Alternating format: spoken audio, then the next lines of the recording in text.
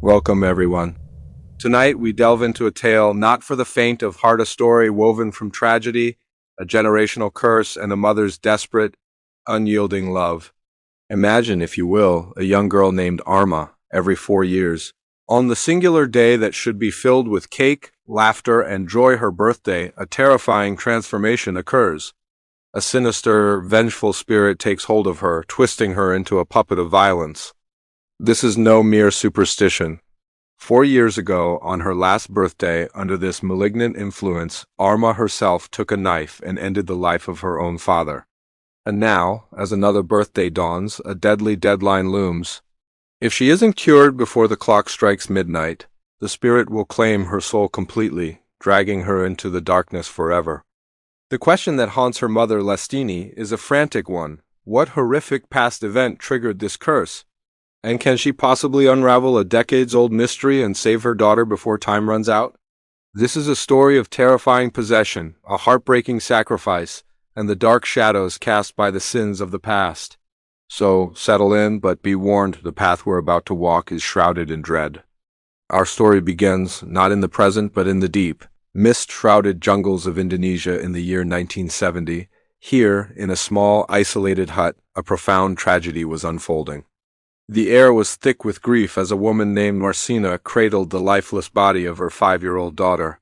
Ida, her wails of despair echoed through the trees, a raw sound of pure agony. Ida, born with physical disabilities, had suffered from neglect and lack of medical care, and now she was gone. Consumed by a bitterness that twisted into a raging fury, Marcina cursed everyone she felt was responsible. She swore that everyone would pay, no one would be spared. In a frenzied state, she seized a large knife and stumbled from the hut. She made her way to the family's cattle pen nearby and, in a horrifying spectacle, slaughtered every single animal, their blood splattering across her face and clothes, mingling with her tears. The death of her daughter had shattered her sanity. And then, covered in gore, knife still in hand, she walked with a chilling purpose. Her destination was a lavish, beautifully decorated house not far away, the home of her husband. You see, Marcina was his first wife, but after Ida's birth, he had cast them aside, remarried a cousin, and started a new family. He forced Marcina and her ailing child to live in a decrepit shack near the livestock, treating them as less than servants. As Marcina arrived at the grand house, she saw through the window a scene that was a knife to her own heart. A happy family, her husband, his new wife, and their vibrant little daughter were celebrating that little girl's birthday. There was laughter, joy, and a beautiful cake. Watching them revel in a happiness she and Ida were never allowed, a happiness denied to her sick child, a new wave of anguish crashed over her. She stood there, weeping, but found herself powerless to act against them. The love she also held for that innocent little girl, her half-sister named Lastini, stayed her hand. Defeated and hollow, she turned and walked toward a giant tree on the property. Inside, little Lastini, the birthday girl, was talking with her parents when her eyes casually drifted to the window. What she saw would be seared into her memory forever. The blood-soaked figure of Marcina hanging from a rope tied to the tree, strong branch. Marcina had chosen to end her own torment. At the sight, Lastini screamed her name, a cry of recognition and horror, proving she knew and likely cared for this woman who was treated as an outcast. The narrative then catapults us forward 30 years. We meet Arma, a high school student, bright-eyed and excited because her birthday is approaching. It's a special one, as she was born on a leap day, February 29th, so she only gets a true birthday every 4 years. She's happily inviting her classmates to her party. But her joy is fractured when she glances out the classroom window and sees a woman standing far off in an unnatural, stiff posture, just staring. Trying to shrug it off, Arma turns to invite her best friend. But in a blink, the distant woman is suddenly right there standing in her friend's place. This was no ordinary woman. It was a spectral, monstrous version of Marcina, her face twisted into a visage of pure malice. Terrified, Arma screamed. The entire class stared at her in confusion, seeing only their classmate. But Arma saw the truth. The horrifying apparition was still glaring at her. Overwhelmed by panic, Arma's hand shot into her pencil case. pulled out a sharp compass, and in a blind frenzy she stabbed it into the spirit's back. Instantly, the image shifted. It wasn't the spirit she had stabbed, but her own classmate, who now cried out in pain. Chaos erupted. Arma kept seeing the spirit, kept lashing out with the compass, but each strike missed the phantom and landed on a different, screaming student. She was completely unable to control herself, a prisoner to a horror only she could see. After this incident, the principal called Arma's mother, Lastini. He showed her the bloodied compass, explained the violent, unprovoked attacks, and expelled Arma on the spot, stating that not involving the police was mercy enough. Lastini silently accepted this. She knew her daughter was not normal. As they left, students whispered and called Arma, Fengzi, mad person, saying the school was right to get rid of her. Heartbroken, Lastini took Arma to see her older sister, Laya. Laya was horrified and suggested the unthinkable, that Arma needed to be admitted to a psychiatric hospital. This cut Lastini deeply. She revealed to Laya, "You know you are not of our blood," indicating Laya was adopted, and asked how she could suggest such a thing about her sister. Hurt, Lastini left with Arma. In the car, a shaken Arma asked her mother if Laya was right, if she was going insane. Lastini fiercely reassured her, "Nothing will happen to you. I won't let it. I will find a cure from anywhere." Trying to self-soothe, Arma repeated to herself, "I will be okay. I will be okay." But the moment she glanced at the car's rearview mirror, she froze.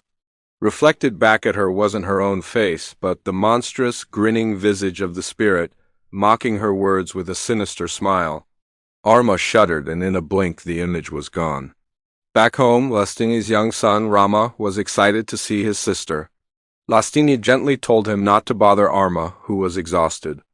Arma went to her room and collapsed face down on her bed. Rama followed, calling to her softly.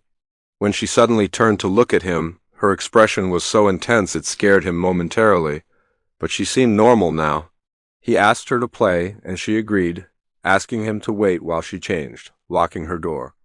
Alone, Lastini looked at a photo of her late husband, Surya, and a devastating memory from 4 years prior flooded back. It was Arma's last birthday. Because of the leap year, it was a special occasion, but Arma was eerily quiet. Surya went to check on her. Suddenly, without warning, Arma grabbed the cake knife and slashed it across her father's throat. A stunned Surya managed to take the knife from her. As a dying Lastini reached his side, he gasped out a crucial warning. A curse had befallen their daughter. He told her Laya was the key to helping her and that he had written everything down in his diary. With his last breath, he urged Lastini to save Arma. Though her world was destroyed, Lastini never blamed Arma. And for 4 years, she hadn't opened that diary. Now, with Arma's behavior worsening as the next birthday neared, she finally unlocked Surya's journal. His writings were chilling. He explained that the curse reset every leap year. They had only until the next birthday to cure Arma, or catastrophe would strike. He had compiled a list of names, spiritual healers, or Dukan asterisk, who could possibly help. Their numbers were listed. Time was desperately short. Meanwhile, outside, Arma was playing with Rama. Without warning, her demeanor shifted. A cruel, unnatural laugh erupted from her. The spirit had taken control again. She spotted a large, sharp-edged Ferris wheel-like contraption and coaxed Rama to sit on it. Once he was on, she began spinning it with terrifying force, laughing as he struggled to hold on. Her aim was clear, to fling him onto the wheel's sharp, protruding blades. Rama's screams pierced the air, drawing Lastini, who came running. She first grabbed Arma, shaking her, then fought to stop the spinning wheel, cutting her own hand deeply on the blade in the process. Finally, the wheel halted. By then, Arma had snapped back to herself. Horrified by what she'd almost done, she begged for her mother's forgiveness. It was then that Lastini, with a grim resolve, said, "Get ready. We are leaving to find a solution." As they prepared to go, a strange, fresh bloodstain was visible on Arma's back, a wound that hadn't been there before, a mysterious mark of the curse's hold. As they drove, Lastini silently apologized to her dead husband for not believing him sooner. She now knew an evil shadow hung over her daughter. In the car, Arma continued apologizing to Rama, who forgave her. Suddenly, Laya appeared, having followed them. She pulled Lastini aside, apologizing profusely. She explained her suggestion came from a place of fear and love, not malice. Moved, Lastini hugged her, affirming she loved Laya just as much as Arma. Laya, determined to help, joined the family on their desperate journey. Their destination was the first Dukan on Surya's list. During the long drive, as they passed Arma's old school, the girl grew sad. Lastini promised she would enroll her in a better school, even a top university. She just had to hang on. To lighten the mood, Rama began singing a childhood song their mother used to sing. Soon, everyone joined in, a brief, poignant moment of unity before the storm. They were unaware of the magnitude of the danger ahead. With only 5 days until the birthday, they pressed on into the night. Arma grew paranoid, feeling they were being followed. Then, a ghostly apparition of a little boy appeared to her, whispering words of revenge, terrifying her further. They finally arrived at the first healer, Rustam's, compound in a remote area. The moment Rustam saw Arma, he coldly stated, "There is a demon inside her." He spoke with her as if negotiating with the entity. While he talked, Rama needed the bathroom. Rustam's wife led him and Arma toward the back of the property, into the woods. They walked so quickly that Arma lost sight of them. Separated and alone in the dark jungle, Arma was frantic. The ghostly boy appeared again, pointing and warning her that Rustam was evil, that he sacrificed children. In a vision, Arma saw Rustam burying sacks containing small bodies. Back at the house, Rustam was telling Lastini that a parasitic, disobedient spirit lived inside Arma, feeding on her life force. He could exorcise it, but it would be painful, expensive, and required absolute obedience. Laya was deeply suspicious, but Lastini, willing to try anything, agreed. Meanwhile, Arma, lost in the woods, was confronted by the full, terrifying specter of Marsinga's spirit. She screamed. Rustam, hearing this, grabbed a lantern and went to investigate. In the darkness, he saw a figure he thought was his wife, Ning, but as he approached, Ning's face morphed into the horrific spirit's, causing him to stumble back. It vanished, then attacked him from behind, choking him and lifting him off the ground. Just then, Lastini and Laya arrived at the scene. But what they saw wasn't a ghost choking Rustam, it was Arma, her eyes blank, her hands around his throat. The voice that came from her was not her own. "This Dukan is a bigger demon than I am. Arma belongs only to me." With supernatural strength, she slammed Rustam against a tree, killing him instantly. The family, horrified, grabbed Arma and fled into the night. Exhausted and running out of time, they sought out the next healer on the list, a woman named Rihanna. Laya, now too frightened, waited outside. Rihanna immediately began a ritual, wrapping Arma in saffron cloth, pouring water over her head. While attendants chanted, afterward Arma was tied to a post. Rihanna then worked with Lastini, revealing the spirit was tied to Lastini's own past. She guided Lastini into a meditative state where memories surfaced.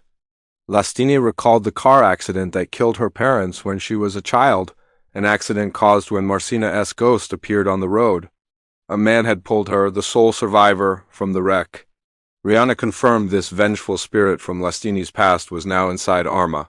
While this was happening, the spirit, appearing in a human guise, manipulated young Rama. It told him to untie his sister, that it was for the best.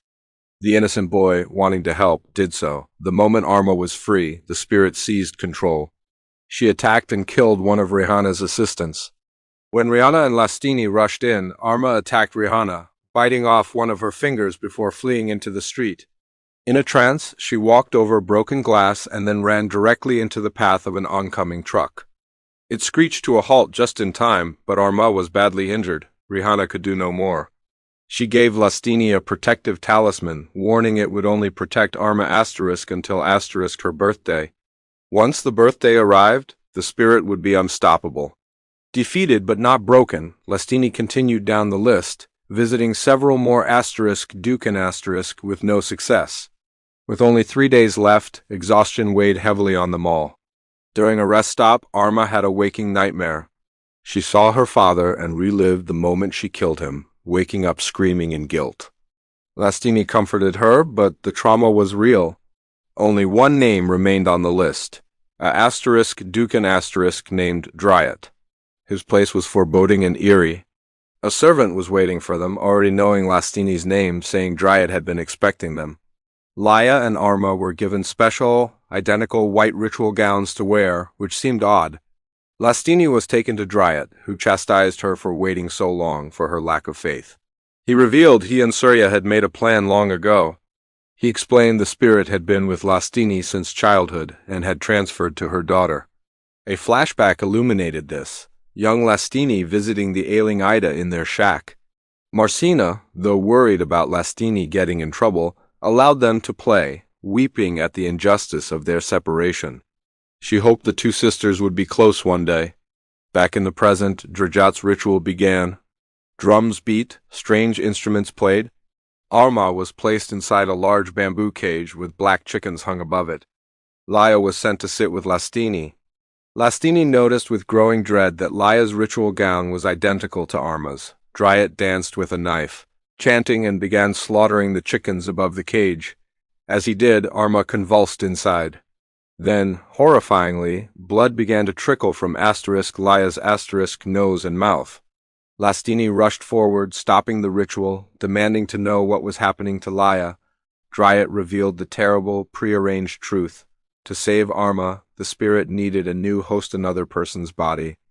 Surya and Drajat's plan all along was to transfer the curse from Arma into Laya. This was the real, horrifying reason Surya had adopted Laya years earlier. She was intended as a sacrificial vessel. Both Laya and Lastini were shattered by this revelation. Laya, through her tears, said she was willing to be the sacrifice for her sister, but Lastini refused absolutely. She would not trade one daughter for another. She promised Laya she would save her too. Enraged at the interruption, Dryad tried to restart the ritual, but it was too late. The spirit, now in full control of Arma, broke free. Darkness fell over the compound, and an invisible force began slaughtering everyone. Dryad was killed, his neck snapped by the unseen entity. In the chaos, Arma momentarily returned to normal. The family seized this chance, scrambling into their car and speeding away, with Arma sobbing that she was a murderer. With nowhere else to turn, Lastini remembered an old key Rama had been playing with the key to her childhood home in her ancestral village, now empty. They drove through the night to this secluded, decaying mansion. Here, among old portraits, Lastini saw pictures of Marcina and Ida. Memories crashed over her. She remembered her father's cruelty, how he forbade Marcina and Ida from the main house. Calling them unclean, she remembered Marcina, despite everything, lovingly giving her a handmade doll on her birthday, only for her father to snatch it away and throw it in the trash. He saw his disabled daughter and her mother as a disease. Lastini now understood. The sins of her father were the root of this curse. As Arma rested in an upstairs bedroom, she was again seized by the spirit. Lastini and Laya struggled to tie her to the bed for her own safety, a heartbreaking act for a mother. Lastini then left Rama to guard the locked door while she went to find answers. Wandering the old house, she was confronted by the playful, ghostly apparition of her half-sister Ida, who led her on a chase through the dark halls, triggering more painful memories of their segregated childhood. Lastini realized the key to the past might be her father's old driver, Sabagi, who was always kind to Marcina. She found him, now an old man, and threatened him with a knife to learn the full truth. Sabagi broke down. He had loved Marcina, but she was married off to Lastini's father. After Ida's death and Marcina's suicide, Sabagi's grief turned to a thirst for revenge. He had performed a dark ritual on Marcina's corpse, summoning a demonic version of her spirit to punish the family. He never intended for it to latch onto Arma. He also revealed the source of the strange wound on Arma's back. He had used a piece of flesh from Marcina's back in the ritual, and that was the point through which the spirit tormented and connected with the girl. Time had nearly run out. Lastini raced back to the house, but it was too late. With less than an hour to midnight, the spirit broke Arma free. It smashed through the ceiling, and in the confusion, it kidnapped Rama. Laya, searching for him, found him locked in a bathroom, but they became trapped inside together. Lastini arrived at the house to find it in turmoil. She followed the sound of the spirit into the jungle, to the old shack where Marcina and Ida had lived. There, she was taunted by visions. She saw Arma, bleeding profusely, her insides spilling out, only for the image to dissolve into a pool of blood. She saw Arma hanging from a tree, then standing on a precarious cliff edge over a deep river. The spirit, using Arma's voice, mocked Lastini, asking if she wanted to watch her child die. Suddenly Sabagi appeared, filled with remorse.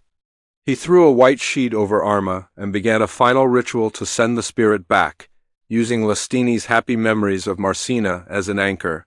For a moment, it seemed to work. Arma grew calm. They thought they had one. But as they moved to leave the river, an unseen force pushed Lastini and Sabagi into the deep water. Sabagi was dragged under by the vengeful spirit and brutally killed, his severed head floating up into Lastini's trembling hands. Lastini surfaced to see Arma on the bank, calling to her, seemingly normal, but the birthday had not yet passed. With only 1 minute to midnight, Marcina's spirit made one last, powerful attempt to claim Arma. Lastini threw herself in the way.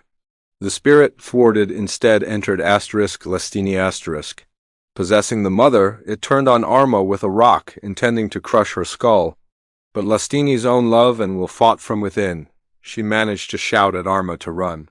Realizing the only way to stop the spirit for good was to destroy its host herself, Lastini made the ultimate sacrifice. She began smashing her own head with a large stone. Arma tried desperately to stop her, but she couldn't. Lastini collapsed, lifeless, as the clock struck midnight and Arma's 18th birthday began. With its host dead, the spirit of Marcina dissipated into the night, finally at rest. The curse was broken, Arma was free, but the cost was everything. In the final, somber scene, Arma, Laya, and Rama visit their mother's grave. They leave flowers sitting in silent grief. Rama says he misses her terribly. Arma says she got into her dream university, all because of her mother's sacrifice. Laya promises to watch over her siblings, telling Lastini not to worry. They walk away from the graveside, forever scarred but finally safe, their family bond the only legacy of a mother's boundless love. And that is the haunting, tragic story of the birthday curse. A mother's love ultimately triumphed over a generations-old vengeance, but the victory came at the highest price imaginable. What did you think of this emotional and terrifying journey? Let me know in the comments below. If you were captivated by this tale, please show your support with a like and share this story. And if you're new here, please subscribe to our channel for more deep dives into stories from around the world. Thank you for watching.